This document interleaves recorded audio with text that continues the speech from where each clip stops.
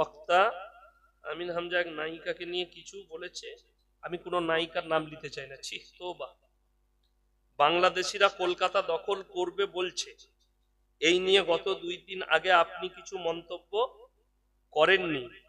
বাংলাদেশিরা এটাকে fake news বলছে, এই নিয়ে বিস্তারিত বলবেন।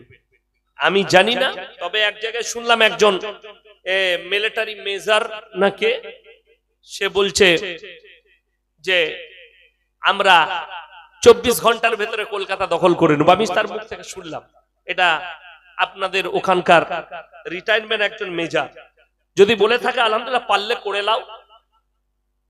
ঘুরিয়ে দেখবে বাংলাদেশ ভারতে ঢুকে যায় না। কথাটা বুঝতে পারেননি? ওরা বলছে বাংলাদেশ ভারত দখল করে নেব। আমাদের 14.5 লাখ সেনা আছে। কোথায়? ভারতে। কত বললাম? 14.5 লাখ সেনা। আর বাংলাদেশে 1,60,000 সেনা। বাংলাদেশ আর পাকিস্তান দুটো দেশ মিলিয়েও আমাদের দেশের সমান সেনা হবে না। যাই হোক, আল্লাহ যেন যুদ্ধ বিরাম রাখে, যুদ্ধ না হয়, শান্তি ফিরিয়ে আনুক। আমাদের দেশের মধ্যে, 2 দেশের মধ্যে যেন ঐক্য চলে আসে। বলুন আমিন। এক নেতা বলছে মুর্শিদাবাদে বাবরি মসজিদ করবেন। আলহামদুলিল্লাহ, আমিও আছি সাথে। চাঁদা আমিও কিছু দেবো। আপনারা থাকবেন তো? জোরে বলুন ইনশাআল্লাহ। আমরা চাই বাবরি মসজিদ মুর্শিদাবাদে হোক। আর মুর্শিদাবাদের মানুষকে আমি বার্তা দেবো, আমাদের উনি সেদিনে ছিল জলসায়, আবার জালিলিয়াতে আমার সাথে থাকবেন। ও হুমায়ুন কবির না কি নাম, আমি উনার গ্রামেও জলসা করেছি। উনি বলেছেন আমি জায়গা বেচে 1 কোটি দেবো। ইনশাল্লাহ আমি পারলে আমি 20,000ও দেবো। আমি 20,000ও দেবো। বাবরি মসজিদ তৈরি হোক, আর গোটা ভারতবর্ষ দেখুক যে বাবার হাম তেরে মসজিদ মে ফির সে আজাদ দেंगे ইনশাআল্লাহ। আর এই আজানের আওয়াজটা মুর্শিদাবাদেই উঠবে ইনশাআল্লাহ। বড় কষ্ট লাগে, দুঃখ লাগে। গোটা পৃথিবীর কেউ দেখেনি যে মন্দির ভেঙে মসজিদ হয়েছে, কিন্তু গোটা পৃথিবী দাঁড়িয়ে দেখলো মসজিদ ভেঙে মন্দির তৈরি হলো।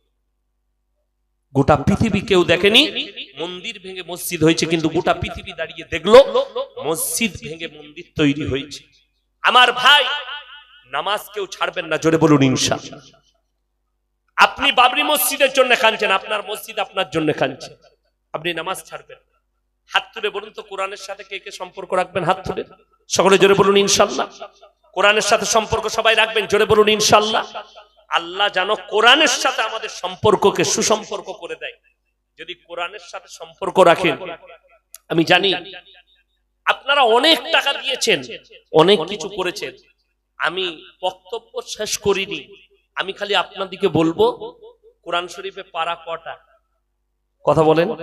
30টা। 30 জন ভাই আমার হাতের নগদ 500 করে টাকা, 30টা কোরআন শরীফের পয়সা এই এতিমদের জন্য, মিসকিনদের জন্য কে কে দিয়ে যাবে? পয়সা আছে? যদি না থাকে ফোন পেতে দেন, যদি না থাকে কালকে দিবেন, পরশু।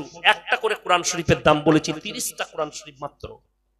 মাশাআল্লাহ, আল্লাহু আকবার। 1 নম্বর হয়ে গেল।